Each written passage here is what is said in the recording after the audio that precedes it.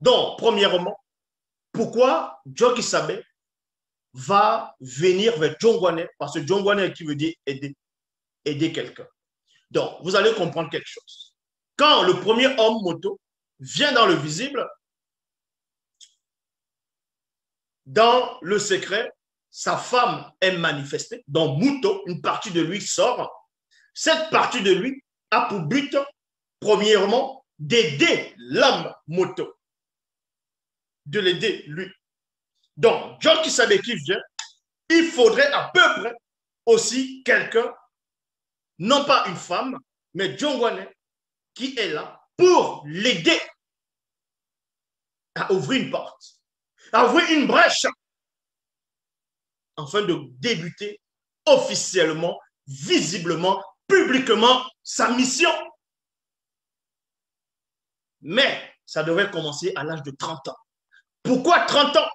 Nous savons néanmoins que c'est le nombre pour compléter un jour inachevé. Mais dans le sens caché derrière la révélation, 30 ans symbolise quoi? Selon les Écritures, selon le spirituel et selon la prophétie. 30 ans. Pourquoi 30 ans? Pourquoi pas 40? Pourquoi pas 50 ou 60? Mais 30 ans. Pour cela, on va dans Origine, chapitre 41, verset 62. Il est dit ici, c'est dans la Bible, la seule version authentique. Donc, il y a beaucoup qui sont commandés Bible. Allez vite avant que ça ne retombe encore une fois de plus en rupture, mais c'est toujours en cours de fabrication parce que c'est en train de descendre et beaucoup sont commandés. Donc, c'est très important. Dans Origine, chapitre 41, verset 62, il est dit ici, il, donc Kola Ita. Kola Ita qui est le fils, l'un des fils de Tindi, celui qu'on va nommer Jacob, Yekuba, Jacobo. Kola Ita, c'était Joseph. Dans les bibliothèques classiques, pas Joseph de ceux dont on va nommer dans le Nouveau Testament, mais le Joseph de l'Ancien Testament.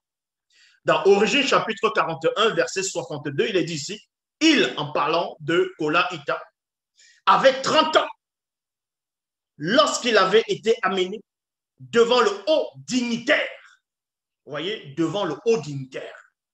Et vous comprenez que quand John Kissabe, lui, il avait eu ses 30 ans, il vient devant un haut dignitaire, devant une forte personnalité, connue sous le nom de Jongwane. Parce que Jongwane n'était pas n'importe qui. Il symbolisait l'autorité, la puissance. Ce que Kola Ita faisait, c'était des gestes prophétiques par rapport à la manifestation de l'intronisation de l'aîné des deux à son âge de 30 ans. Mais ce n'est pas seulement l'âge de 30 ans qu'on va vous révéler. On va vous révéler pourquoi le chiffre 30 et aussi pourquoi Doubicet a pu voir cette vision-là. Donc, Origine chapitre 41, verset 62, il, en parlant de Kola Ita, avait 30 ans lorsqu'il avait été amené devant le haut dignitaire. Kola Ita quitta le haut dignitaire et se mit à parcourir la région. Exactement comme John Kissabe, quand il vient devant Jongwane, qui représente aussi un haut dignitaire, une autorité publique, il vient, il intronise, il va introniser John Kissabe. Et après son intronisation, John Kissabe maintenant, il part comme Kola Ita, il va parcourir le territoire. Est-ce que vous comprenez? Sans cela où les initiés, les patriarches, qui ont vécu dans les temps d'autrefois, tout ce qu'ils faisaient, les quotidiens, selon le verbe, c'était des gestes prophétiques. C'était de l'initiation. Et on vous apprend dans 1 Samuel, chapitre 19, au verset 1, Nyongi, qui est le roi Saül, mais en ce moment, il n'était pas encore roi. Mais il va être roi à un moment donné.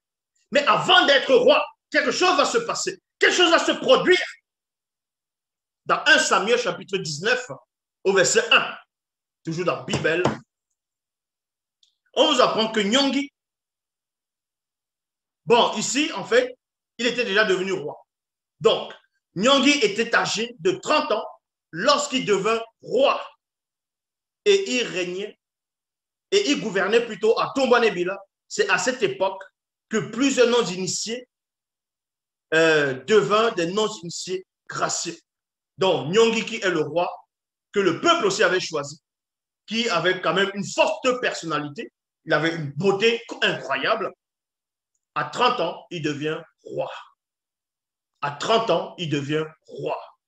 Est-ce que vous comprenez? Mais avant d'être roi, on va vous révéler qu'est-ce qui s'est passé derrière. Pourquoi c'est à 30 ans que Nyong'i, on le choisit pour être roi.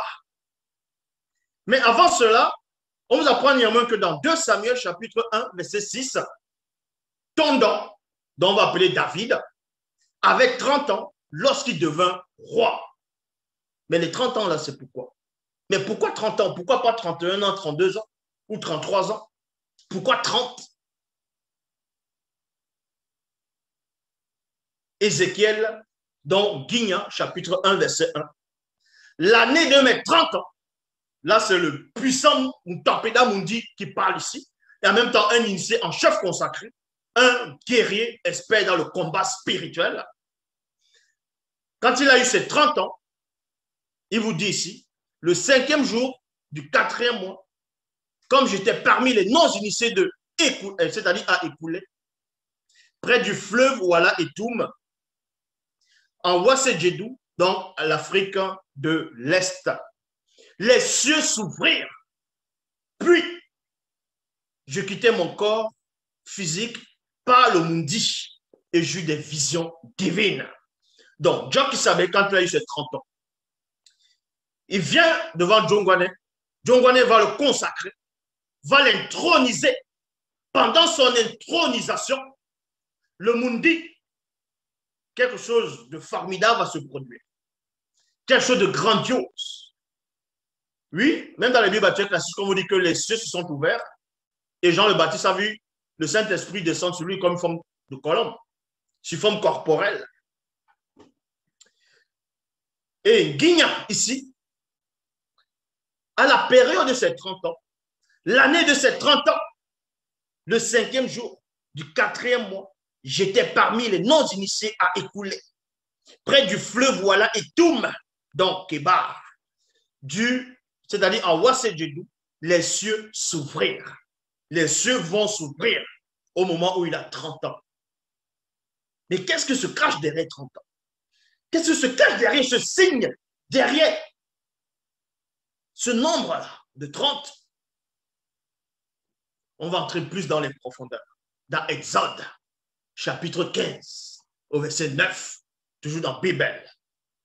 Moutatedi va s'adresser, Moutatedi est celui qui guide et qui intronise les initiés, va s'adresser au puissant Boussi, qui avait aussi le statut d'une, on va dire, d'un être supérieur, d'une divinité dans le visible. Et on vous apprend que dans Exode, chapitre 15, au verset 9, on lui dit ici, pour fabriquer le porte-lampe et ses accessoires, virgule, on utilisera 30 kilos d'or pur. 30.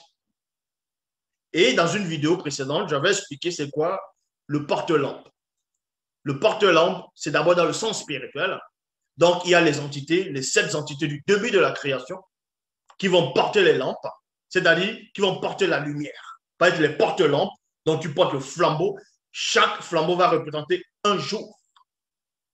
Sans cela, on dit à Boussi ici, pour fabriquer le porte-lampe et ses accessoires, on utilisera 30 kilos d'or pur. C'est quoi le 30? 30 symbolise quoi réellement? Dans le livre de Juges, chapitre 11, versets 16 à 17. On parle ici de Koma. Koma, dans les Bibles actuelles classiques, on le donne le nom de Gédéon. Donc, Koma Allah donc préparé un agneau. Donc, il y a un veilleur qui s'est manifesté dans cette réalité du passé qui est le présent de Koma. Donc, dans le visible, il a initié comment? Par quelques paroles. Et comment a voulu faire une offrande, a voulu faire un sacrifice, a voulu donner un présent. On vous apprend ici dans Juge, chapitre 11, verset 16 à 17. Comment Allah donc préparer un agneau ainsi que des pains confectionnés avec 30 kilos de farine. Il y a point. Pourquoi lui va prendre 30 kilos de farine? Pourquoi il va prendre 30? Vous allez voir que dans ces 30-là, Satan venait déjà embrouiller les 30. En gros, depuis Kolaïta, par rapport à la période de ces 30 ans, et Tondo, Nyongi, par rapport à l'âge de 30 ans, et aussi Guignan, quand les cieux s'ouvrent, quand il a 30 ans, il a une vision, c'était pour préparer, c'était de l'ombre à venir. Est-ce que vous comprenez? C'était tout simplement une représentation symbolique et spirituelle de la venue de l'aîné des deux par rapport à 30 ans pour accomplir ce qui doit accomplir et réparer les fautes, la brèche, fermer la brèche. Et Satan, le mauvais esprit, a su cela, a compris quelque chose. C'est pour ça qu'en touchant les 30 ans, en touchant le symbole de 30, il veut faire en sorte que Dieu qui savait que les 30 là ne puissent pas avoir lieu.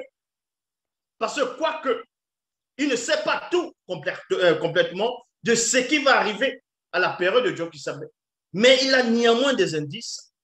Il y a l'intuition que depuis, il y a des patriarches, il y a des prophètes, il y a des rois initiés. Toujours à 30 ans, on les intronise. À 30 ans, on les consacre. À 30 ans, ils deviennent rois. À 30 ans, c'est des guerriers. Mais 30 ans, ça veut dire quoi? Pourquoi 30? Satan, il cogite dans son royaume avec les Bambouloloma Bungoulani. De même que les BGG, c'est-à-dire les démons. Ils vont cogiter. Ils vont prêter attention sur le nombre 30. Sur le chiffre de 30. En disant non. Ça symbolise quelque chose. Quelque chose qui doit se manifester. Mais on doit brouiller cela. Sans cela, quand le veilleur vient voir comment Satan, à un moment donné, va déstabiliser comment par rapport au nombre 30. Sans cela, où il est dit ici dans Juge, chapitre 11, versets 16 à 17, comment Allah donc préparer un agneau ainsi que des pains confectionnés avec 30 kilos de farine. Il mit la viande dans une corbeille et le jus dans le pot et les apporta sous l'arbre sacré et les présenta au veilleur. Il y a point ici. Le veilleur lui dit, Tété ne prend point plaisir à ces sacrifices, car c'est une abomination. Donc, vous voyez, Satan maintenant veut utiliser le chiffre 30, le nombre 30, pour pervertir cela, quelque chose qui doit se manifester. Mais néanmoins, dans ce passage qui est formidable, on vous apprend qu'il y a un veilleur, quelqu'un qui veille à ce que le chiffre 30, le nombre 30, derrière le symbole de 30, la chose, la manifestation qui doit se manifester, puisse avoir lieu. Donc, souvenez-vous que tantôt, j'avais lu, à un moment donné, 1 Samuel chapitre 19 au verset 1, où Nyongi était devenu roi à l'âge de 30 ans. Mais avant d'être roi à l'âge de 30 ans, qu'est-ce qui s'est passé? On va dans 1 Samuel chapitre 14 au verset 19, il est dit, cependant, Dina, donc Dina c'est qui? C'est celui qu'on va appeler Samuel, le prophète Samuel. Donc Dina amena Nyongi et son ami et les conduisit dans la salle du repas. Il y a point virgule. Donc je m'arrête d'abord au point virgule ici. Le prophète Samuel, dont le prophète Dina n'était pas n'importe qui. Il ne va pas inviter n'importe qui chez lui. Il ne va pas souper avec n'importe qui. Donc, quand un Moutopéda Moundi, en plus majeur, non pas seulement Moutopéda Moundi, c'était un juge, Moukaï Sedi. Il était juge. Il était un initié en chef consacré et expert dans l'art du combat spirituel. Donc, quand il invite Nyongui et son ami, il est conduit dans la salle de repas. Qu'est-ce qui se passe dans la salle du repas? Qu'est-ce qu'ils vont voir dans la salle du repas? Il les installa à la place d'honneur. Il y a virgule. Il y a une place d'honneur dans la salle du repas. En compagnie de qui? De 30. De 30 invités. Mais qu'est-ce que Samuel Dina, avant que Nyongui et son compagnon et son ami viennent à lui, qu'est-ce que Dina faisait avec 30 personnes? Il faisait quoi avec 30 personnes? Les 30 personnes là étaient là pour quoi? Symbolisaient quoi? Et après, vous apprenez qu'à l'âge de 30 ans, Nyongui devient roi. Parce qu'il doit connaître les 30 invités. Il doit connaître les 30 personnes. Ils vont parler de quelque chose. Il y a une initiation secrète qui se produit dans la salle par rapport au chiffre 30.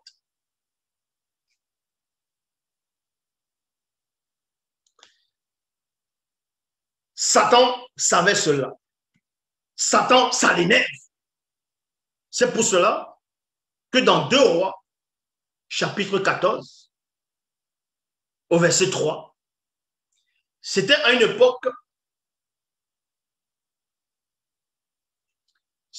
époque où le prophète Bé, dans ce qu'on va appeler Élie le Tishbite, dont Bé de Kwese, n'était plus dans le visible, il était dans le grand ordre des choses. Il avait un compagnon, il avait un disciple connu sous le nom de Sunga. Et Sunga avait aussi un disciple. À un moment donné, son disciple a fauté parce que Satan est venu perturber, est venu brouiller quelque chose. On vous apprend dans 2 Rois, chapitre 14, verset 3. Tout va bien, répondit Wouma Djene. Mon mouledi m'a simplement envoyé te dire que 2 membres d'un groupe de Moutopéda Moundi, c'est-à-dire de Batopéda Moundi, viennent d'arriver sur lui, venant de la région montagneuse de Benemouna. Il te prie de donner pour eux 30. Loba, de donner pour eux 30 kilos d'argent et 2 habits de fête. 30 kilos d'argent et 2 habits de fête. Donc, les 30 kilos d'argent là, le chiffre 30 déjà, était déjà perverti, voulait déjà être perverti ici, par rapport à l'argent, par rapport au nombre. Donc, on voulait bafouer la manifestation de ce qui doit se manifester par rapport au chiffre 30. Donc, il vient pervertir cela ici. Il demande 30 kilos d'argent. 30. Parce qu'il était déjà contaminé. Il était perturbé. Il était embrouillé. Il était possédé. C'est pour cela que quand vous lisez la suite,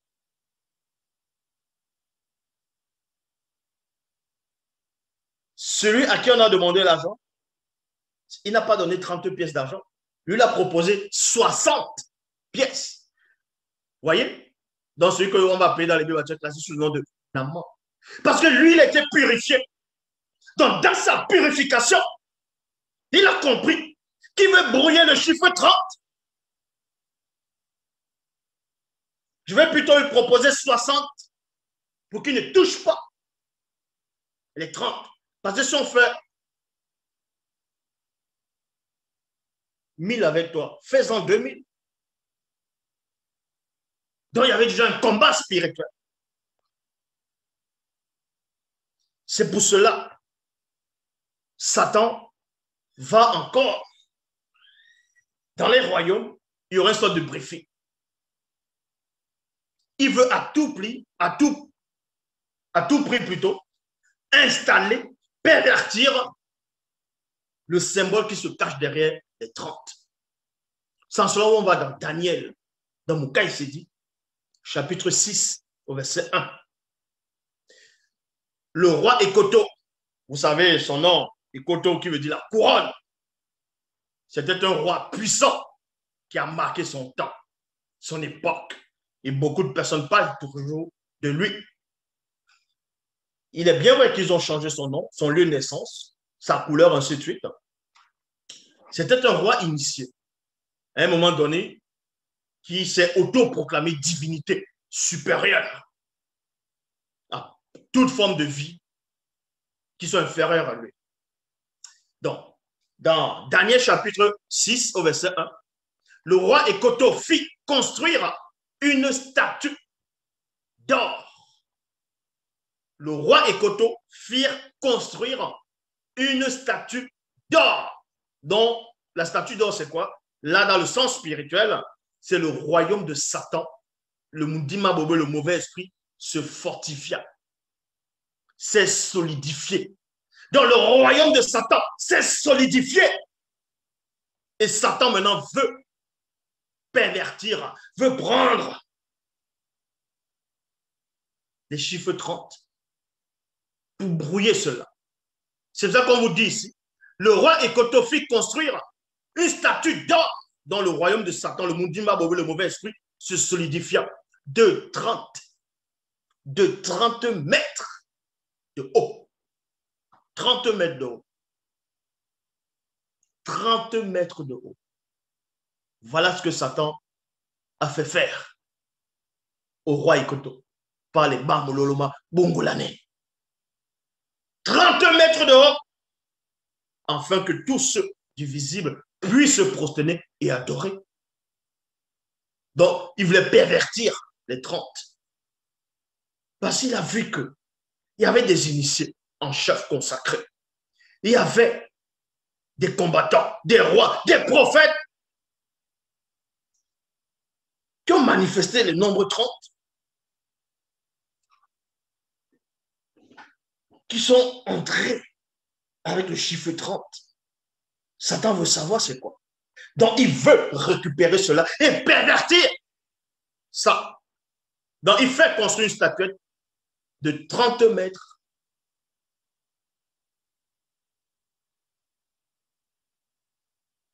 de haut et de 3 mètres de largeur, et il ordonne qu'on la fasse, qu'on l'adresse sur la plaine dans la province de Djombela Mundi. Et c'est là où maintenant quelque chose de formidable va se passer. Bon, quand il dit formidable, quelque chose de grave va se passer. Satan maintenant, comme vous savez, est là pour pervertir, pour brouiller. Et Mouta te dit, c'est cela. Et voici Mouta te dit, va donner la prophétie par un autre Mouta Peda Moudi, un initié en chef consacré, dans Zacharie, chapitre 11, verset 11. Il est dit ici, Mouta te dit, me dit, 2 points, va et jette le portier. Va et jette-le au portier. Ce prix magnifique auquel ils ont estimé l'aîné des 2. Et je pris les 30 cycles d'argent. Et vous connaissez l'histoire des 30 pièces d'argent auxquelles Judas allait vendu, auxquelles Judas a pris à la main de cette traite des sacrificateurs, les faux prêtres, pour aller vendre le Christ. 30 pièces d'argent. Pourquoi 30? Parce que Satan, il veut prendre le chiffre 30 pour pervertir cela et renvoyer ça contre ce qui représente l'autorité, ce qui représente la loi spirituelle.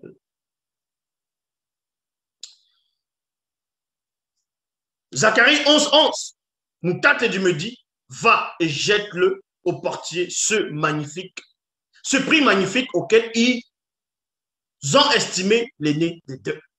Et je pris les 30 cycles d'argent et j'allais, virgule, puis je les jetais dans le temple sacré des initiés pour le portier. Voilà ce à quoi, premièrement, symbolisent les 30.